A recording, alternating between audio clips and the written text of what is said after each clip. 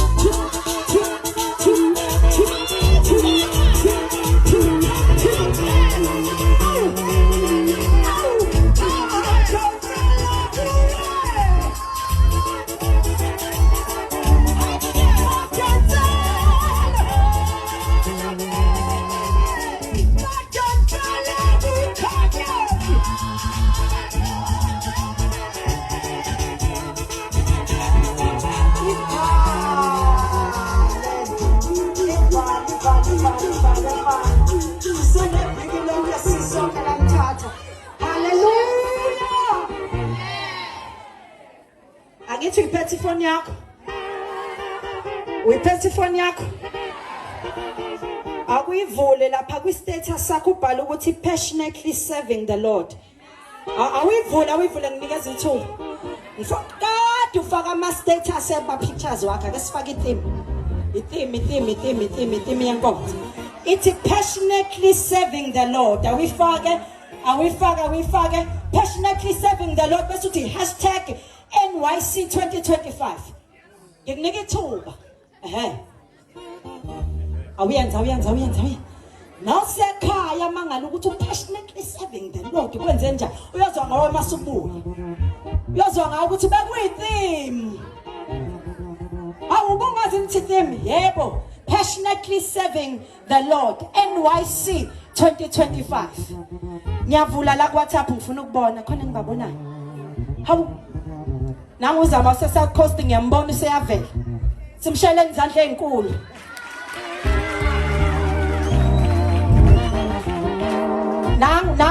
Nangu baba umvela siyavela.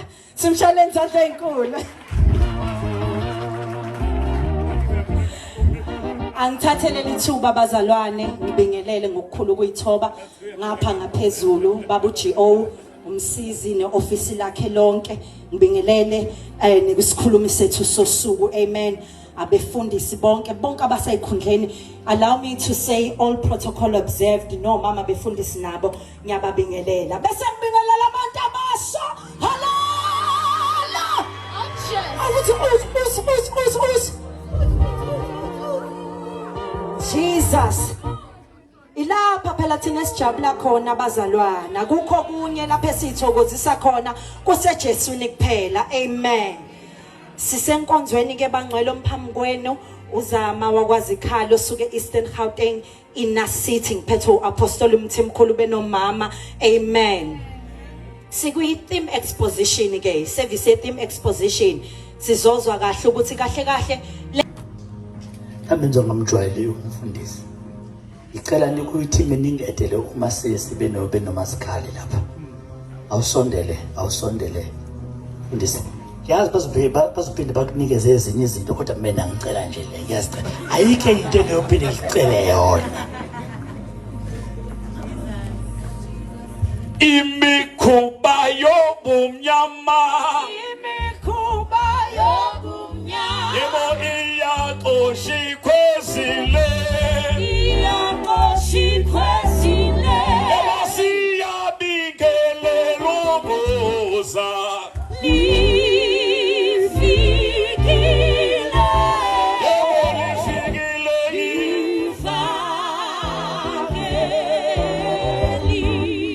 singasho kancane kokugcina sami ngezinyawo sure hallelujah yebo imikhuba yobumnyama yebo iyaqoshikhwezile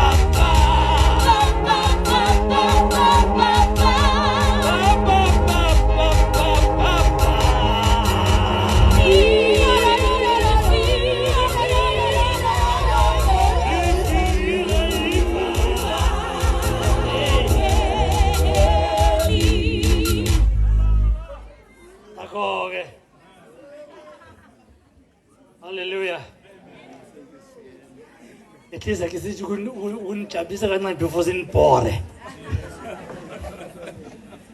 Hallelujah. Angithi ngiqedile ukubingelela sengingashumayela ngithi. Ukhona ngimshiyayo ngephutha.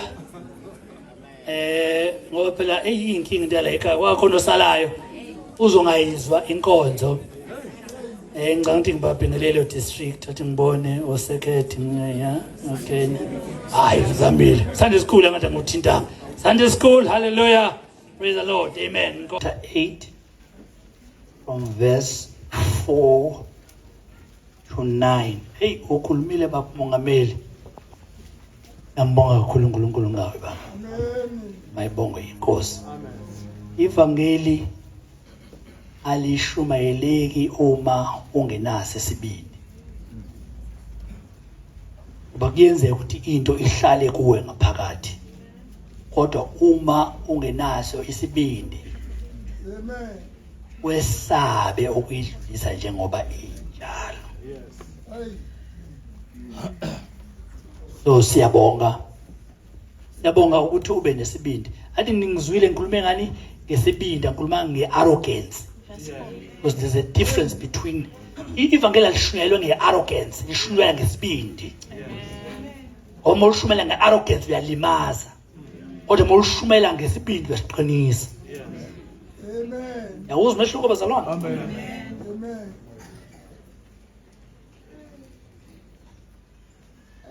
ufana into yokuba lento kuthiwa khona i-straight talker you know there's a difference between a straight talker and a rude person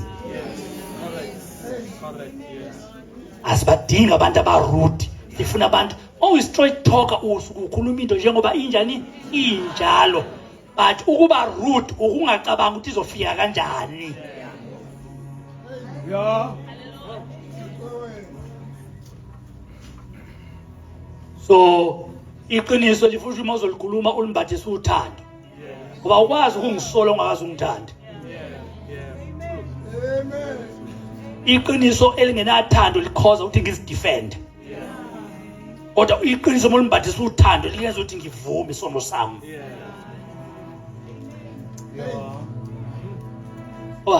enye inkinga futhi ivume zona enye inkinga yenza ukuthi ibandla lethu lingakhulu khona la esifike saphambanisa khona izinto endaweni yesibindi safaka iarrogance you know endaweni yokuba ye straight talk safaka ba rude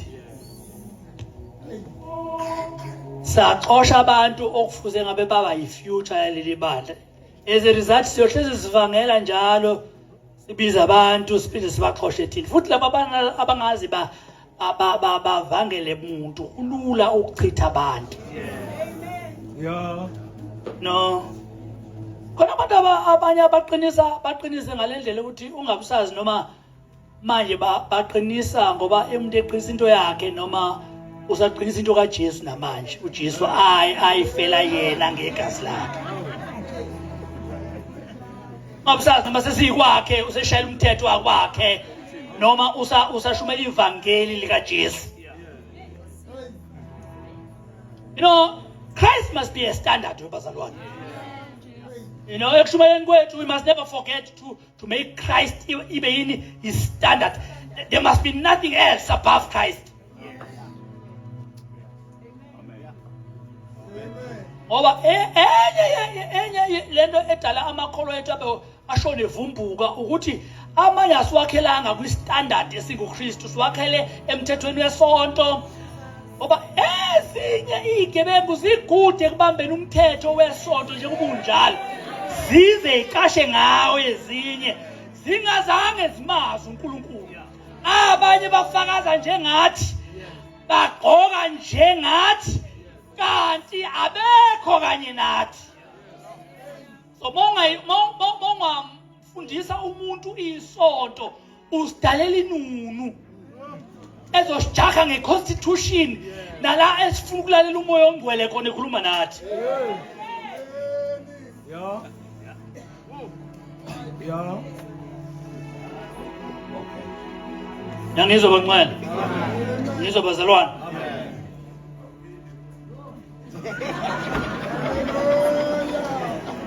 Eklisa ngiyele lento wayilahla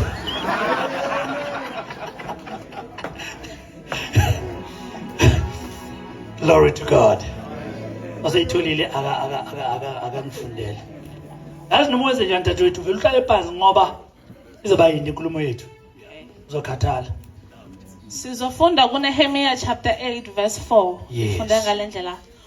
uEzra umbhali wayemi eBhesituli. Mana ke uEzra umbhali. Uyaqaqise kahle manje ukuthi uEzra umbhali.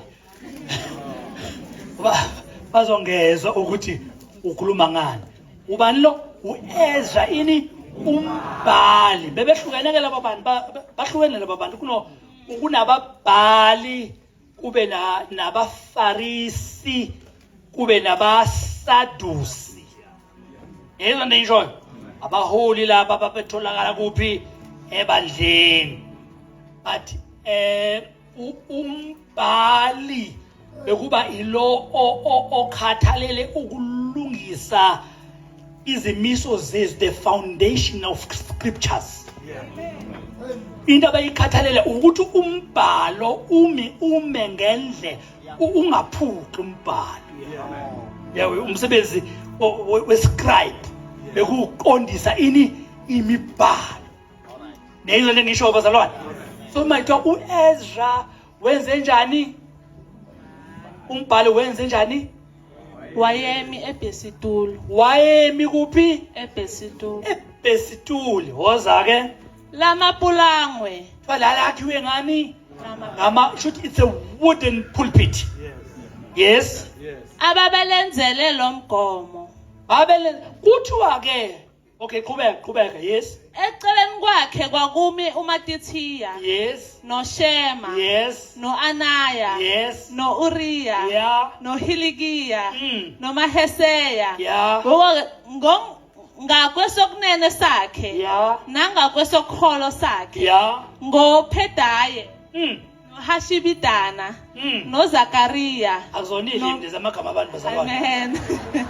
noMeshulamu. Yeah.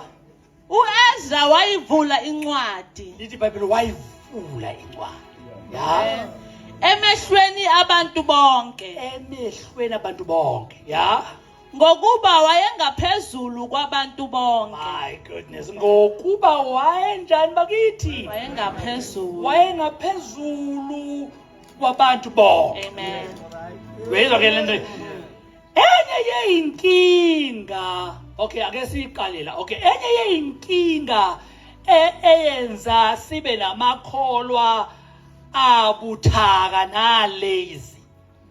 Ukuthi abanye beshunyayezwa kwiposition elingana nabo. Ngoba izwi bazalwane alifanele ukuphuma kwiposition okuyona. Kodwa izwi ukuze libe namandla kufanele libe ngaphezulu kwezimo zabantu. Inkosi mayibusise bangcwele. Lithi iBhayibheli uEzra wayemi kuyipulpiti elalingaphezulu kwamakhanda abantu. Eyisho ukuthini lento? Eyisho ukuthi akekho umuntu owayezibona elingana nento eyivela enkosini. Wonke umuntu noma ngabe wayefundile noma engafundanga, onemali nongenamali, belimfica ngendlela efanayo. Ngoba uEzra iposition abemi kuyo ibingaphezulu kwamagama onke. Ibingaphezulu kwamakhanda abantu bonke. Engathi inkosi ngake isisize. Isifake kwi-era na kwi-moment la izwi lizoba phezu kwethu ukuze likwazi ukudila nezinkinga zethu. Malilingana nathi ngeke libe effective. Angikhuluma namba ngwela, into ezodala ukuthi abazalwane bangafinyeleli la inkosi ebafuna khona ukuthi bashunyezwe abantu abashumayele kwi-level yabantu. Ake ngimchazele ukuthi ke la uEzra khuluma khona bebasuka. uEzra wenza lento nje basuka kwi-era ka-74 years bebuya kwi-exile bahambe beyizindlu eziwu-12 wezwe ngishoyo bahambe beyini beyizindlu eziwu-12 base bedingiswa badingiselwa kwiBhabheloni kanti bazohlakazwe babe kuma-provinces awu-120. So uma behlakazwa kwabonakala ukuthi abantwana bamaJuda abakwazi ukulala bengathandazeli. Base bezibekela abapristi ngokwe-crisis. Ngoba abasakwazi ukulala bengathandazeli. Base bezibekela babeka abapristi based on a crisis. Hayi ngoba bebizwe inkosi uba bashumayele ivangeli. Kodwa kwavala izikhala ngoba kungaziwa ukuthi kuzokwenza njani. Ayikho into ebuhlungu njengokushwezwa umuntu okuvalwe isikhala ngaye, hayi ngoba ebizwe inkosi. Sishuneza abantu abokuvala ikhala, sishuneza abantu abangakaze baluze ubizo likaNkulunkulu, abangamazi uNkulunkulu ekhulumisana nezimpilo zabo, kodwa bona bebeke khona into abazoyikhuluma phezu kwezetiphi. Ukhulumani nathi ungakhulunywanga lutho nawe? Thatha isibindi esingaka. Inkosi siyehla ngalendlela bakithi ukuthi sesingashinyeza nanombani. Ziphi impawu emzimbeni wakho ukuthi khona inkosi into eyikhulumile kuwena? Na ufika abantu manje ke kuthiwa ke uyaphela ku-74 years sebeyabuya ke mayibabuyela ekhaya. Mabebuya ekhaya sebeyoba izindlu eziwu-12. Sekune-access yabafundisi ongaziwi bazokwenza njani. Babhizi bayabanga ke manje ubani ozokhuphuka. Lithi iBhayibheli uEzra wasephakamisa ipulpit. Ngoba inkinga yokusolva inkinga yepulpit ukuthi kuphakame ipulpit ukuze kungabibikho umuntu ozozibona fanele ukushumayela noma engafanelekile. Masiyeke ukubanga webazalwane. Kodwa into efasiyela ake siphakamise lento.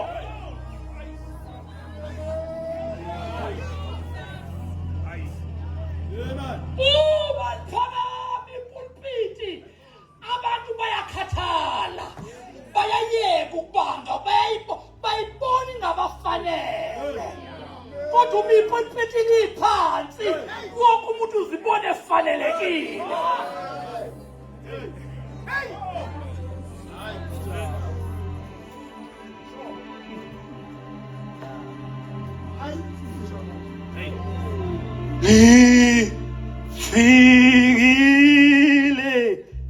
Lifikile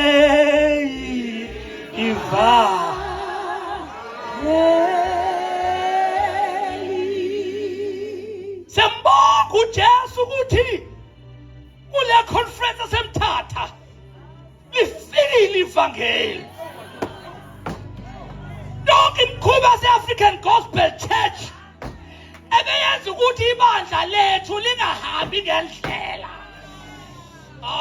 Makadai sai adai.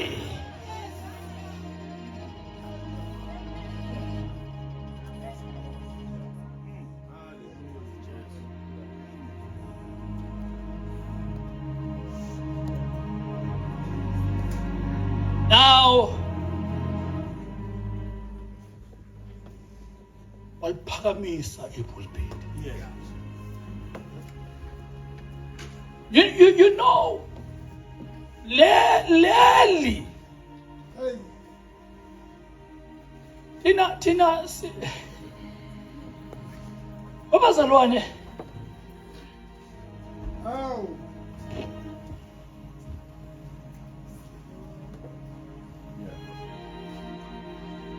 waye kwashwayela ubaba ungubani kule ndlu.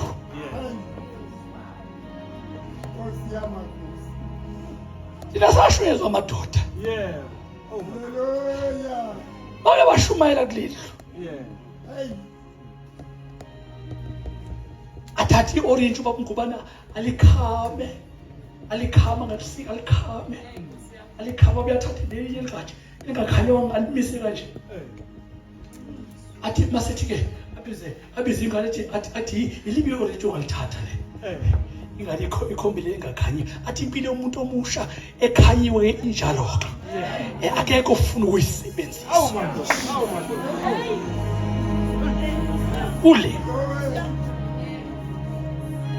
kuleli bekuhlatshelelwa kuleli uthi uzwa ngathi kugijima ugesi emzimbeni wakho kuleli hayi ukuthi kuhlatshelelwa ucabange ukuthi yazi le decoration ayiphelele bekufanele ukuthi le decoration iqhubeke yahlatshelelwa njalo ake ngikhulume nani enhlabela uyabona manhlabelelo ningakhohlwa ukuthi niyifune ezulwini lento nicheck ukuthi imi njani ezulwini you know kwake kwayathi intombazane sukumani bazalwane siyathumisa sukumani ningahlala kanjani sithumisa inkosi bakwasukuma ikhehla athi hayi mntanami ungasitsheli senzeni mntanami wena press inkinobho mntanami mawusupress inkinobho thina ngeke sihlale phansi izulu selimile you see konke soyiqala la emthatha webazalwane sizoqala into ezothi makuhlabela intombazane kuhlanza idimoni lingathintwanga kuhlabela intombazane nje ethanda uJesu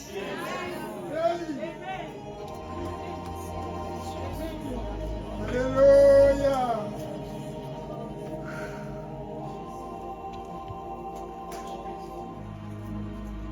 so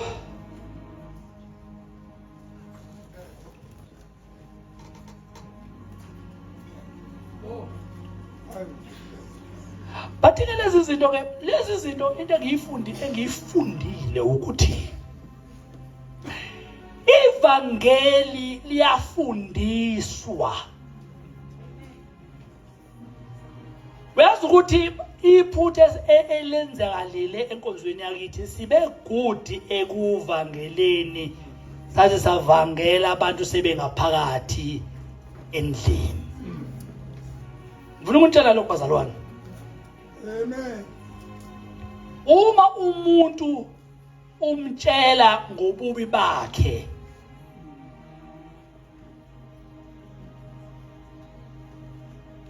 awukho umehluko otheni owenzayo empilweni yakhe ngoba ububi bakhe vele uyabazi amen khona abantu abadla isono hayi ngoba bengazi ukuthi badla isono kodwa khona abantu abangazi ukuthi khona into engcono kunesono abadlayo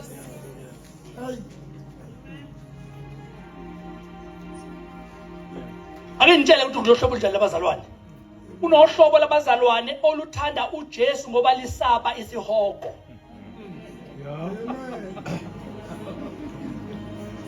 abangathi mabengathola ukuthi isihogo kuthiwa asikho ungayilanga sibagcina enkonzweni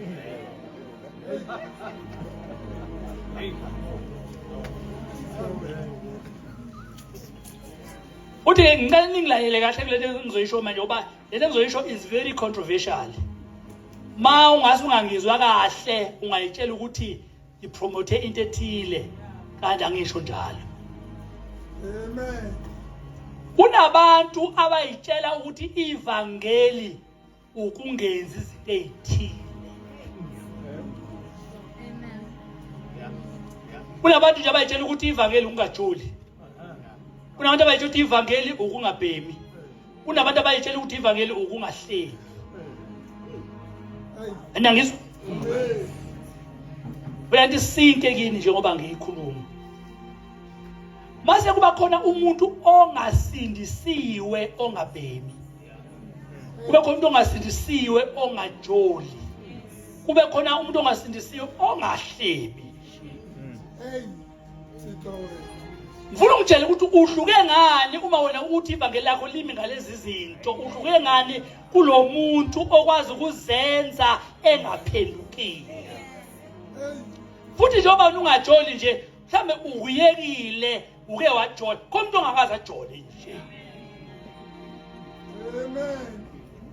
So uma wena uthatha umusa kaKristu uwehlisele entweni enjalo, uyomshumayeza kanjani umuntu ongakaze azenze lezi zinto? Uyothini kuye? Uma kuukuthi kuwena ivangeli kwazi ukwenza lezi zinto kuphela.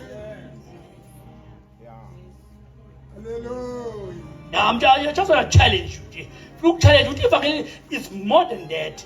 Yes. Uyahlukwana nesono mawusindisiwe. Kodwa sifuna wazi ukuthi ungaphelele ehlukaneni, alipheli lapho.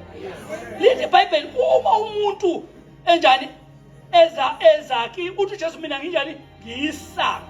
Umuntu ngami wenze njani uyangena, enze njani asindiswe ngokuqala lokho. Number 2, aphume afumane idlelo. So uma ke wena ke usindisiwe, usutholile nithuba lokudlulela ekuphumeni, ufumane idlelo orinje usindisiwe phela. Amen.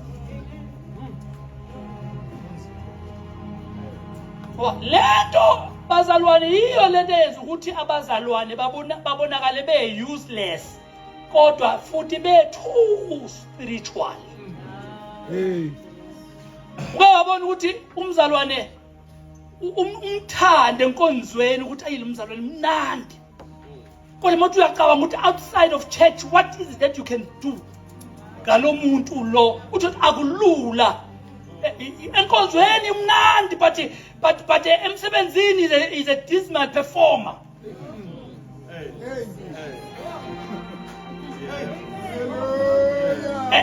Enkonzweni mnandi kodwa ama warning awasana emsebenzini ayamangaza because he's a dismal performer. He does not represent us very well outside there.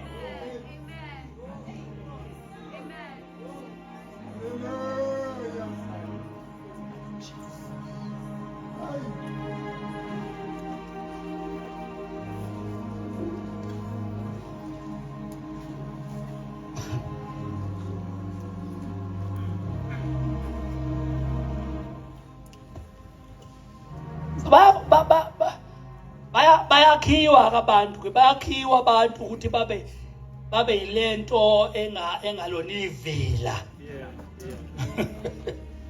Bezwa kanjani bakithi? Ake ngiqale labazalwane. Asivutheli ukukhuluma ngezilimi. Asivutheli ukukhuluma ngezilimi zigcine lapho baba uMahlasela. Zinhle izilimi sonke siyazithanda. Kodwa indlela yethu iyaqhubeka. Ngoba inkinga bazalwane mayingadlule ingaka uMpostoli Paul. Uthi uMpostoli Paul bazalwane uthi umuntu muhle ukuthi akhulume izilimi ngoba umuntu okhuluma izilimi uzakha yena. Special okhuluma izilimi angazichazi. Uzakha yena. Mase kuthiwa kodwa okhuluma ya prophet wakha ini ibandla. Uyezwa into engishoyo? So uthi uMpostoli Paul aniboni yini ukuthi uma umuntu nje ongakholwa efika sikhuluma ngelimi size siqede sithokoza thina sebezazi senzani kodwa yena uyosibona nje abantu abangaphilanga. Ngoba ayikho into enesense esikhulumile kuye.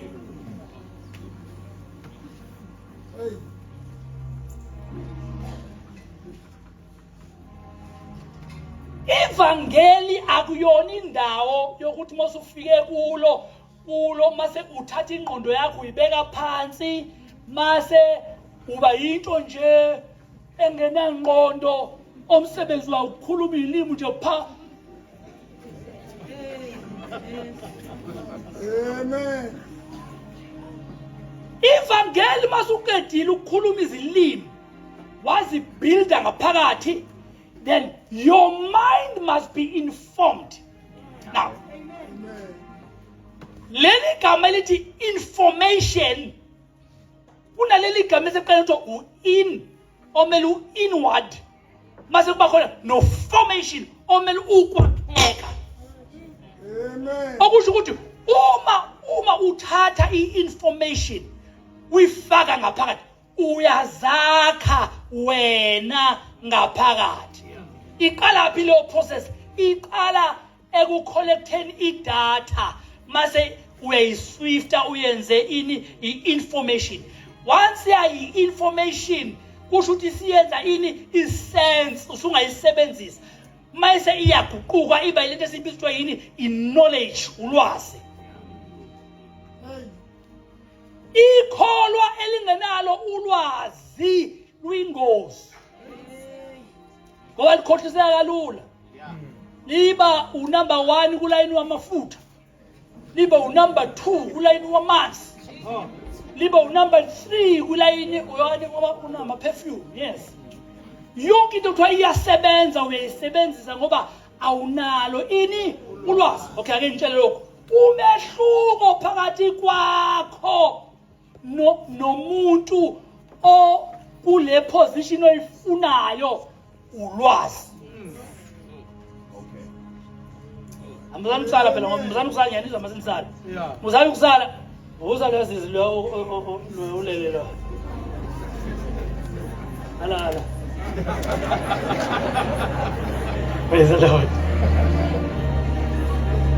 Yazi ngoba kuyashisa. Yabona ngoba kuyashisa. Mase uzwa ukuthi yazela uniweza imini permission sukuma ume ngenyawo.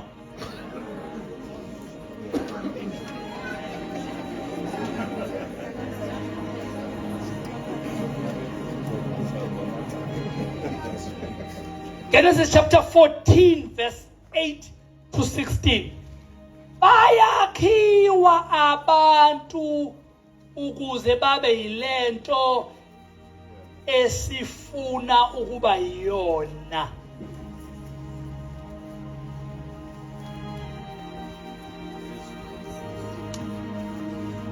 Genesis chapter 14 verse 8 ifunda ngale. Yaphuma inkosi yaseSodoma nenkosi yaseGomora. Bala ninake lento yaphuma inkosi yakuphi? YaseSodoma. Yasesodoma Nenkosi yaseGomora. nenkosi yaseGomora. Nenkosi yaseAdina. This is going to be very interesting.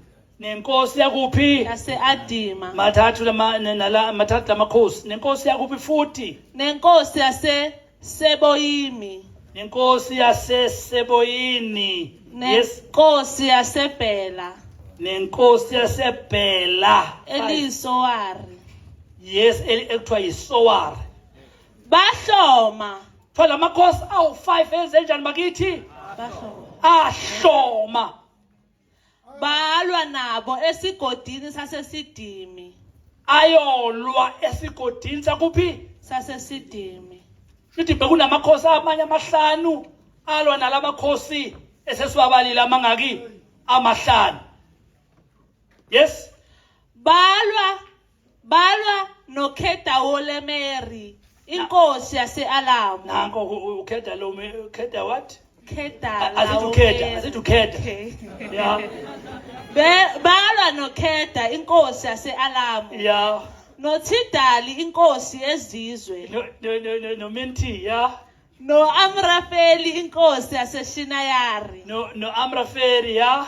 No-Ariyoki inkosi yase-Elisare. No Arioki, yeah. Amakhosi amane alwa nayisihlanu.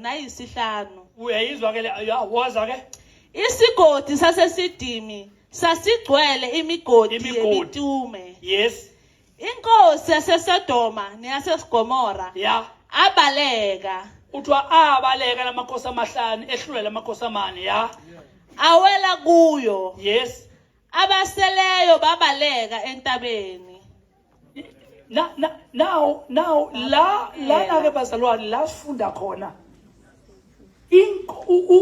lamakhosi amahlanu nenkosi yaseSodoma neGomora bekukhona umthetho othi uma sinehlula bakumahlasela sizothatha yonke into yenu abantu benu ukudla kwenu sinithethe ngoba nehluliwe njengezwe. Amen. Lithi iBhayibheli ke ahlulwa lamakhosi ase kuthi kanti kunomuntu wrong la othathiwe ogama lakhe ubani umfowabo kaAbraham uLot kanti kunoLot la othathiwe. Lithi iBhayibheli owasindayo khona owasinda waphunyuka lapho wagijima wayotshela uAbraham ukuthi umfowenu nezingane zakhe nabo bonke bathathiwe lamakhosi amane ngenxa ukuthi amakhosi abo anjani bakithi ahluli. Come on class, anjani? Now izwa ke here is the interesting part. Qhubeka. Bathatha yonke impahla yaseSodoma neyaseGomora Yeah. kanye nakho konke ukudla, Yeah. bamuka. Yezwa. Yes. Bamthatha uLoti indodana yomfowabo kaAbrama Yeah. owayehlala eSodoma kanye nempahla yakhe, Nakho-ke. bamuka. Uyazi ukuthi bazalwane lento yokuba in the wrong place at the wrong time ingozi ngoba khona izimo yongena kuzo hayi ngoba bebhekene nawe. Amen. Kodwa zibhekene ne-location oyithole ukuyona. Oh, hallelujah. Engathi uNkulunkulu kuyakhuleka athi uNkulunkulu anganipha i-wisdom yokungabi kuma-location wrong at the wrong time, so that you won't find yourself fighting battles that you have no interest in. Aningizwa bazalwane. Kunama-battles ongeke uwalwe uma ungekho endaweni wrong ngesikhathi esi-wrong. I just pray ukuthi ningazitholi niseyikhathini eyinjalo. May you fight your own battles, not battles that were not intended for your life. Qhubeka. Verse 13. Kepha kweza ophunyikileyo Yeah. wamtshela uAbrama umHebheru ngokuba wayehlala ngasemakoyini kaMare uMamori, Yeah, Amoria. umfowabo kaEshikoli nomfowabo kaAnere. Umfowabo yeah, akesizo Ash yeah. Labo babahlangene noAbrama. Yeah. Nxa uAbrama asezwile ukuthi umzalwane wakhe uLoti uthunjiwe, Yeah. wabutha izinceku zakhe. Izwani makolo. Lithi iBhayibheli wabutha ini? Izinceku zakhe Wabutha izinceku zakhe ezinjani? Number 1, ezifundisiweyo, ngithanda lelithi eziqeqeshekileyo. hallelujah, Because singakhonza sonke bangcwele sibe bahle njengoba sibahle kanje. Kodwa mase sifuna ukuyolwa impi asizukubona ngamasudu esiwagqokile ukuthi lo ufanelwe noma akafanelwe ukuya empini. Sizocheka ukuthi uqeqeshekile ngoba akusho ukuthi njengoba siba ngaka sonke we are ready for battle. Yeah.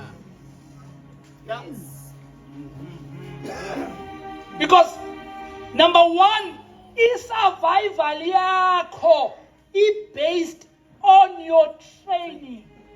So asifuni ukuthi masisempini sikhathazeke ngawe kunoma sikhathazeke ngesitha.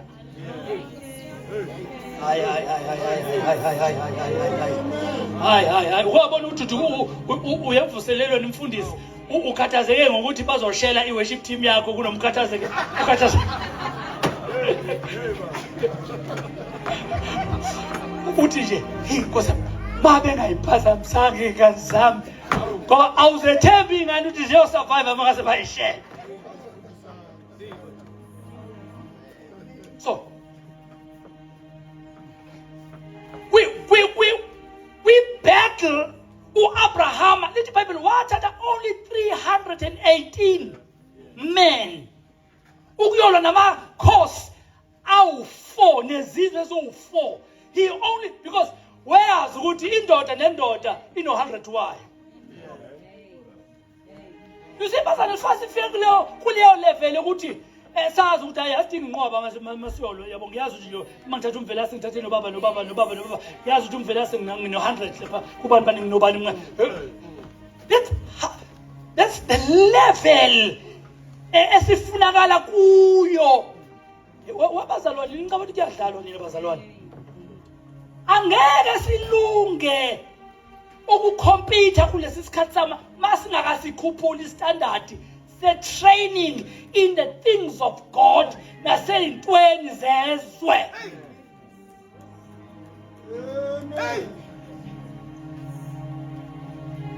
Anjengoba manje njengoba ngishumayela nje lento ayilalelwe yinina kuphela kodwa ilalelwe nabantu abasemakhaya. Can you imagine bazalwane uma nginidlisa uchef nginishumayeza into engaphekiwe uthi angisaphoxi nina kuphela kodwa sengiphoxa nabahlezi abangibukele besemakhaya.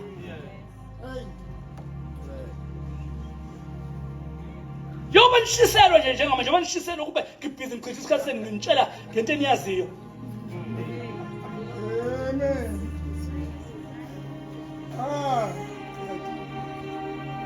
Lokho ngithi hebazalwane ukuthula bazalwane inkonzo lebazalwane yamangalisa into emangalisayo kodwa ngisho lutho.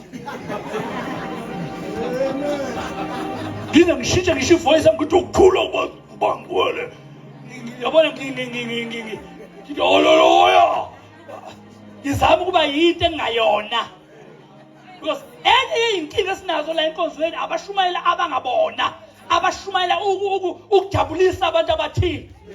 Ukuze ngamukeleke African Gospel Church fangi ukuthi ololoya wingwala. Angiyakwazi ukwenza njalo angikwazi. I can't do that. And I can't waste my time practicing that. My time is too precious.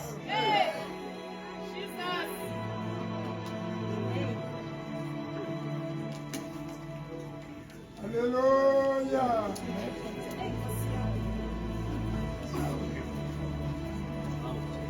Okay, they were trained. Angithi? They were trained men.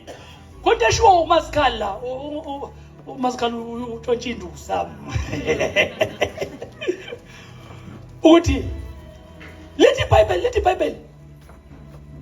Mhlawumbe asifunde lencwadi eh? Uyayazi.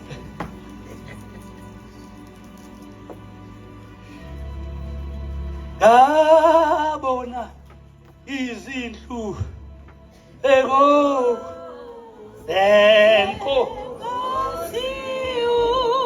Jesu ngabona ona izindlu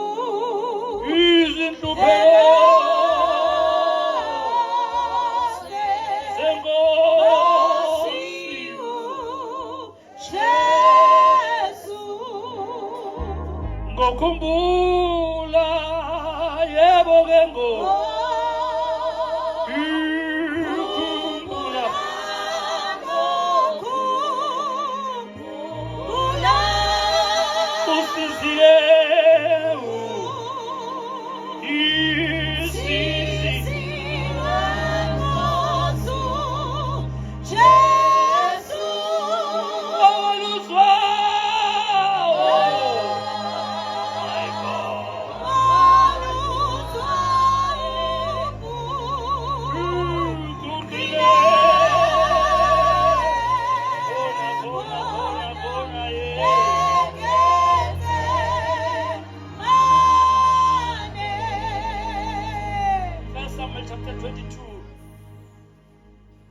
ngokhumbula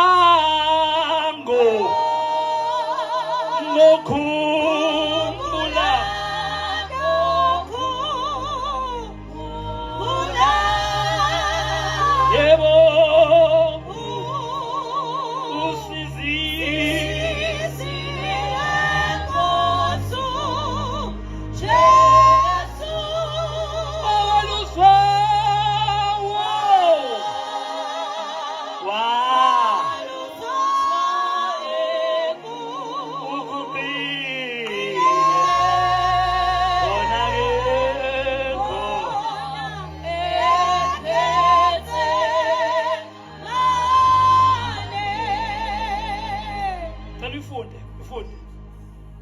First Samuel chapter 22 verse 1. Yes.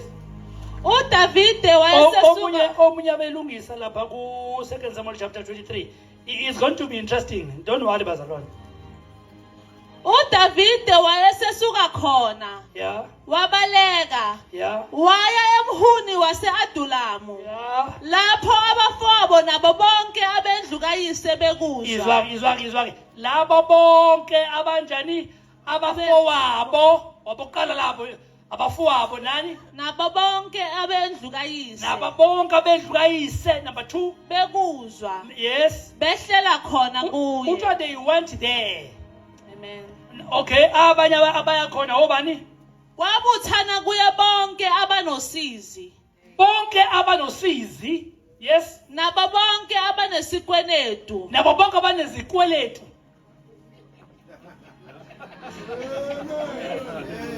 Hallelujah.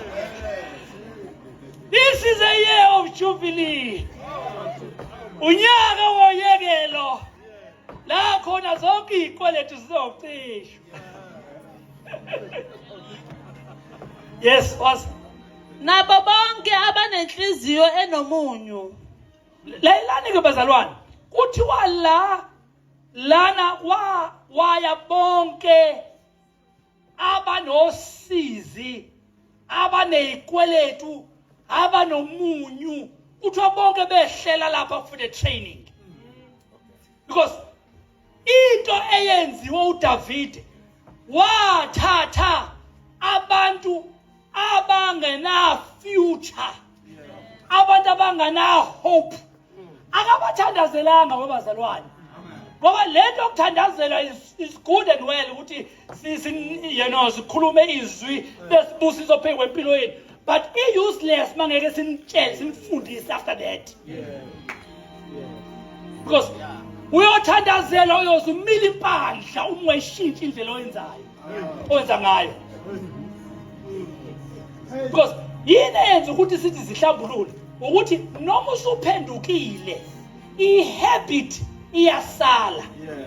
Then ma uzihlambulula suke sidila nani nehabit ukuthi njengoba isazoqhubeka ikuhlula lento sikulekelele uze ube right. Awuvele nje uhlukane nesono kanjalo, uyafundiswa through counseling. Hayi lento ukuthi sithi abantu abahlukane nesono singabatshela bahlukana kanjani nezono. We are creating a problem. Because abantu bazoma behluleka ukuhlukana nazo mase beyazijaja bathi shini ivangela libafanele.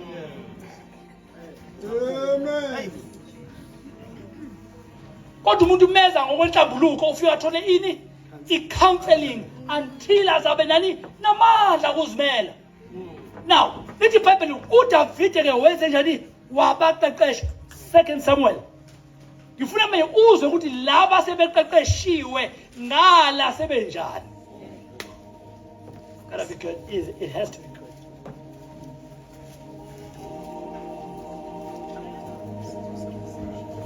Second Samuel chapter 23 verse 1. Yeah, no, sorry.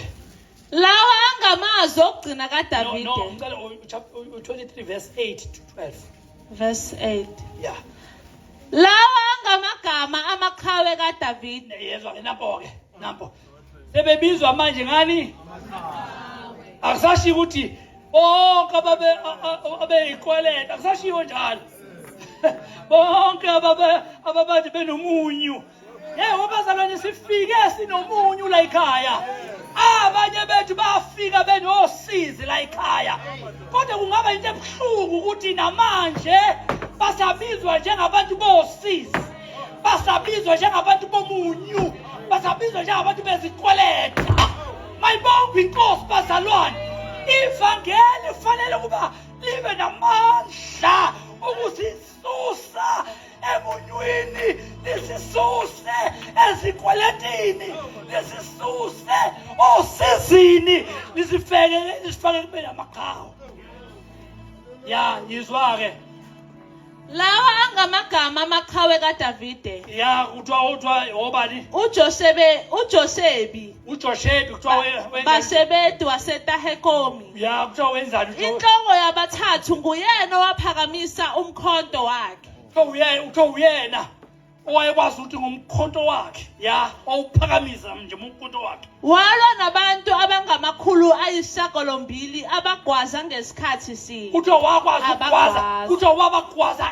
ngomkhonto oyi-one shot wagwaza 800 webazalwane niyadlala nina laba bantu kade beyini baziwe njengabantu abanosizi laba bantu beziwe njengabantu bezikwelete laba bantu baziwe njengabantu abangasho lutho emhlabeni kodwa kuthiwa the one of that person through one shot he was able ukuthi agwaze 800 ngithi mina God is about to change your life God is about to make a turnaround in the situation ngomkhonto wakho wodwa kuzobuya inkulungwane zezitha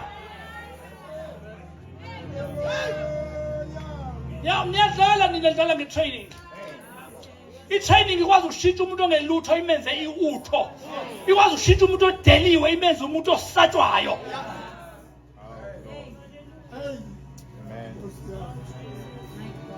qhubeka emva kwakhe kwakungu Eleyazare indodana kaDodayi nangomunye kuthiwa kwaku-Eliyazari indodana kaDodayi ya indodana yama-Ahoyi ya kuthiwa wenzani omunye wamaqhawe amathathu ayenoDavide mhla edelela amaFilisti ayebuthene lapho ukulwa abantu bakwa-Israyeli sebahambile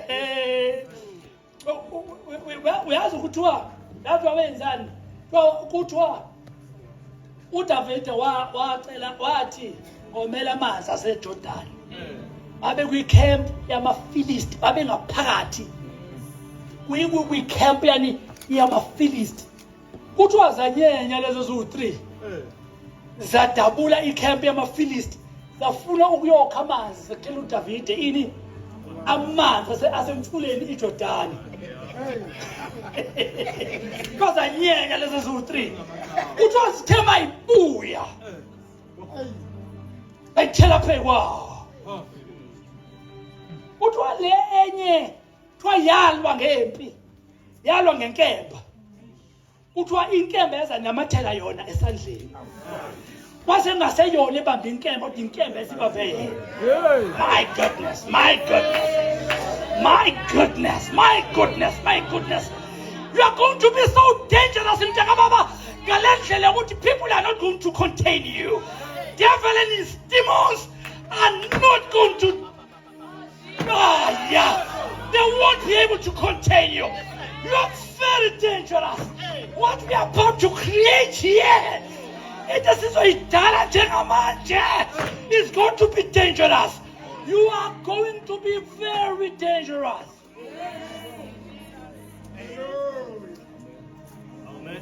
Brala bosita. Imatala base. Ilabasa. Heba sheka satalaba yokade.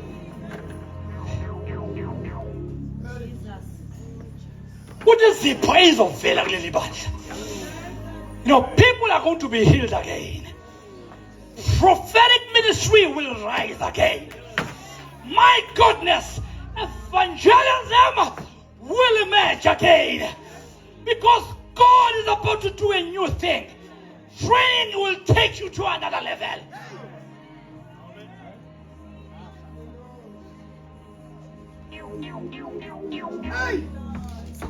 Because you cannot save. You cannot save if you are not trained. You cannot save if you are not trained.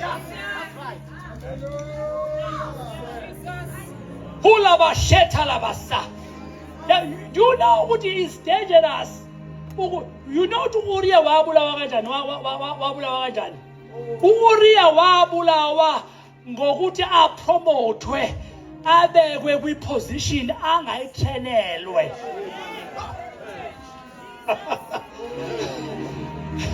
Ezinye zezinto ezokubulala nje endleleni yakhe okholwa ukuthi ubekwe kwiposition ongayitrenelwanga uku-operator kuyo.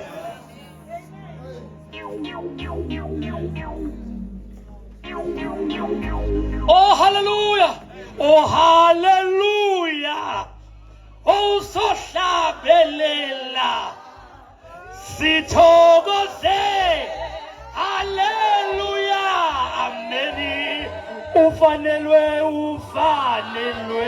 anhlabelele bakholwa, ubukhosi, owanqoba, basifela, my Jesus, oh hallelujah, Yesu, sohlabelela, sithokoze, hallelujah.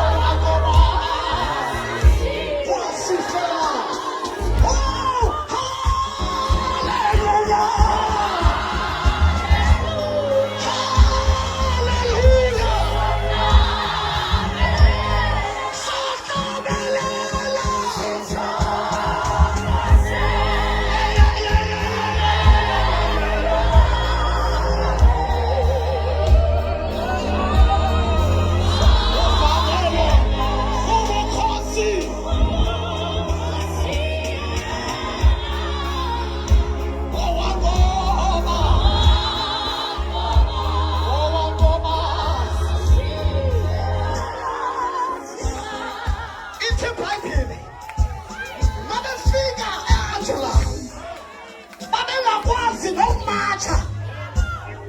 They did not know the order. When they sit at the Italian left, Papalamiso right, Abayas, Otto is training. They were stronger. About the march. They know the order. Hallelujah. Because when you are suffering, you need to know the order. Because who's a Moshe? If you do not know the order, that is why when we are serving the Lord, we need to be kind.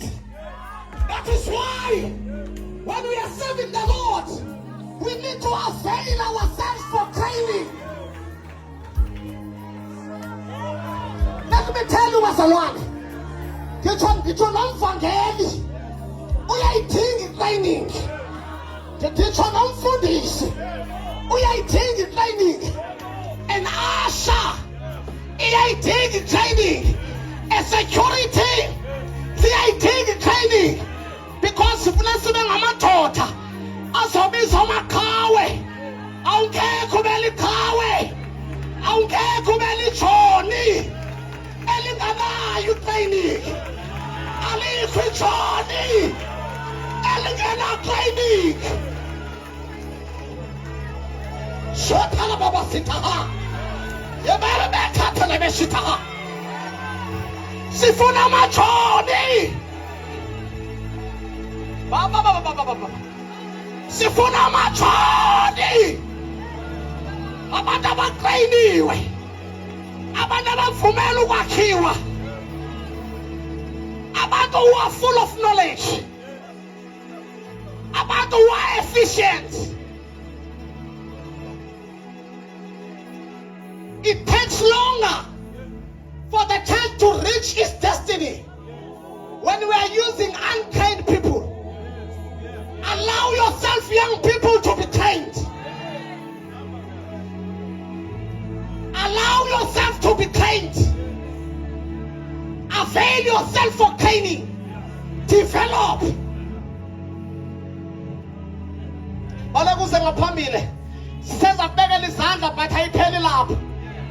After this,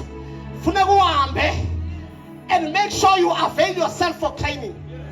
Balekuze ngaphambili uzothandazela. Balekuze ngaphambili umuntu omtsha. Sizokuthandazela. Hallelujah. Balekuze ngaphambili, balekuze ngaphambili.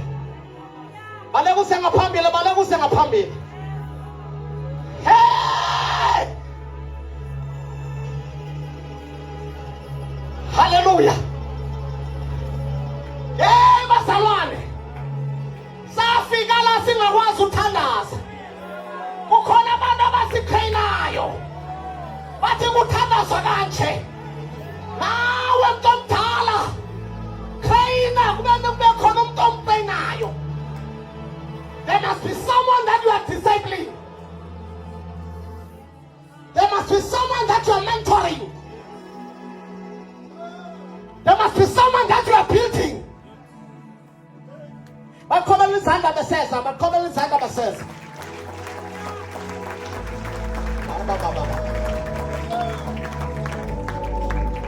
Let me tell you, you have taken a decision. Hallelujah. Amen. And this decision, manje ufana exactly naba bantu bayeza. Beneskoloto.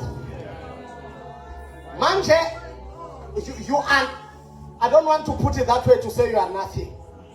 But what I am trying to say to you is that there is no, you uza unjalo, you come as you are.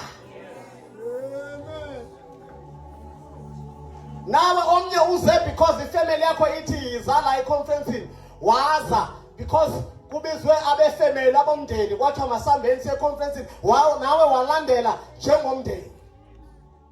But now this decision is a turning point. But it needs abantu abazo dedicate. Because when we are training you, sometimes it's not baleka. Uthi ngikhathele sithi sibaleka. Nxa utrainwa awusebenzi umthetho wakho. Usebenza umthetho walomuntu utrainayo. And wena kwakho kufuneka ubambelele ku-training. Ungavele give up and run away. Training needs dedication. Sometimes akunandanga ku-training. Hallelujah. Hallelujah. Kala baba obaba baba begele isandla. Ngegama lenkosi. Amen. Hallelujah. Hallelujah. Some of you nifika la ningakwazi ukushaya ama keyboard sing-train. Masifuna usebenzisa lethi sibhatala. Nifuna ubhatalwa kodwa nitrainwe la.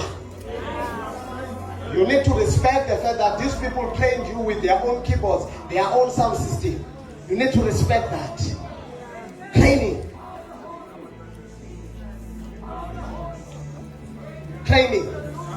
Training. We need young people that are trained, that are efficient, that can run longer, that can win more for us. They have energy, but that energy needs to be put to training. Hallelujah. Asithanda zengisonke. Baba wethu ongcwele egameni lika Jesu, izwi lakho lilungile, izwi lakho liyaphila. Izwi lakho Thixo lungile, lisibeke endleleni. Izwi lakho liyasikhumbuza. Izwi lakho Thixo namandla onke. Jehova thembakele. Siyazi Thixo lungile, xa siphandle kwe-discipleship esuka kuwe baba namandla ongumbhalwayo. Thixo lungile, we shall go far. Baba namandla onke. Siyazi Thixo lungile, that we will launch to the deep. Siyazi Thixo namandla onke, that when we are trained, we shall produce results. Oh Lord, excellence, spirit of excellence shall flow within us. Egameni lika Jesu waseNazarethe.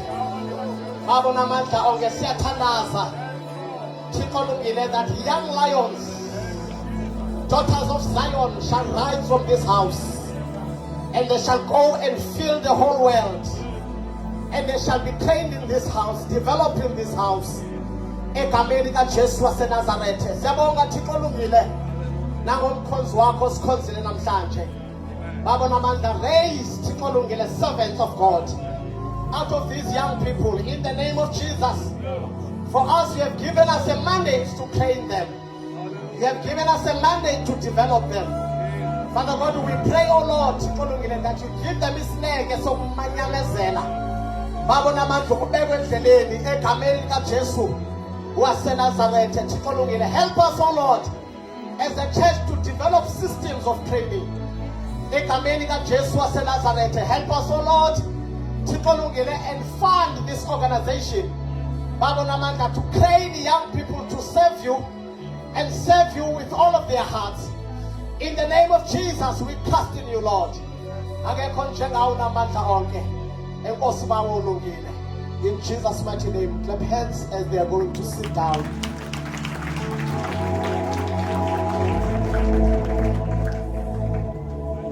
Clap hands, clap hands, clap hands.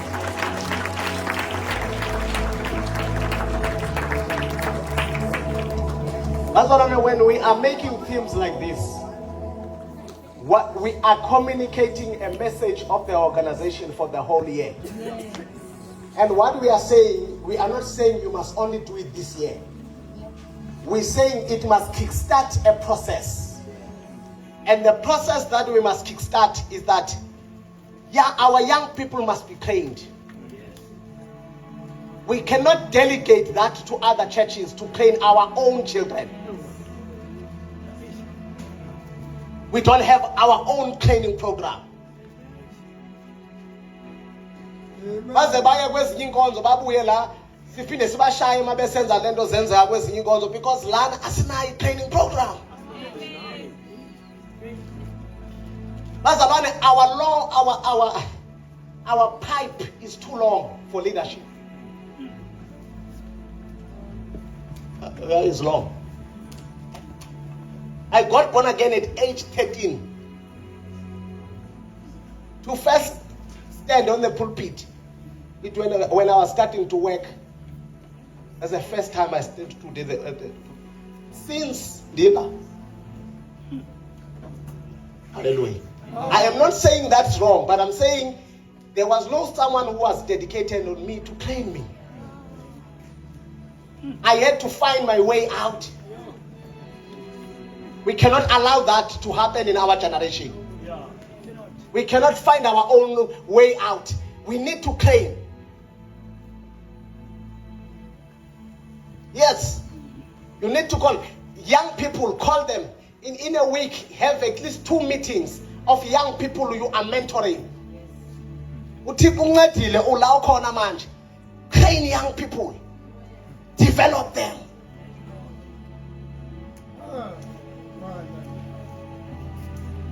And the training, ayibabazwa, ayaziwa. Kubona results, kuthi lona usuka kuphi manje bese ngamazi ukhona umuntu onje egospel. Siyabona results. But there was someone behind that was training. Let's take that as this organization. Train young people.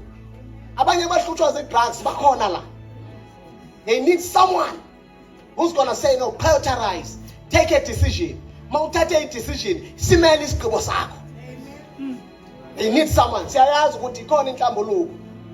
Ikhona siyayazi manje abayi. Abonana niye enhlambulukweni. Amen. Iyane enhlambulukweni nani phela yabo ndiyanithethelele iyane enhlambulukweni nani. Hallelujah. So that nizofumana ntoni? I-training. Siyabonga kakhulu. Hallelujah. Baba Chio. Ela uze baba. Hallelujah.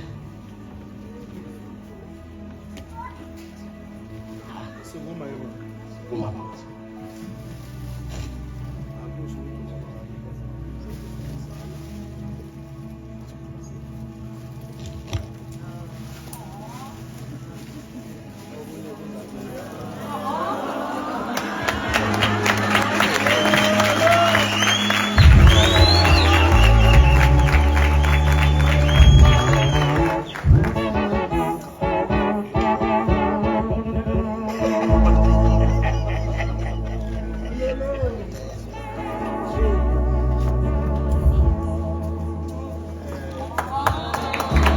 Baba Shugo,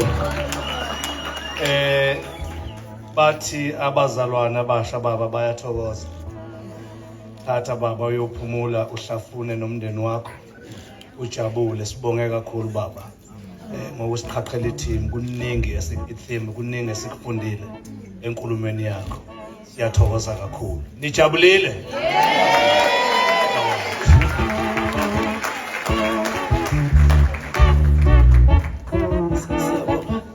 Baba, angathi uyazi ukuthi ngizalwa uMangema mina. So besalo sami safela ngapha. So lokhu ngibukela ngilandele kude njengophethe landela uJesu. Bazalwane ngiyabonga kakhulu uNkulunkulu makani sesibengazi ngokutholana nalokho esontweni. Engathi ngiyayithanda le nkonzo. Amen.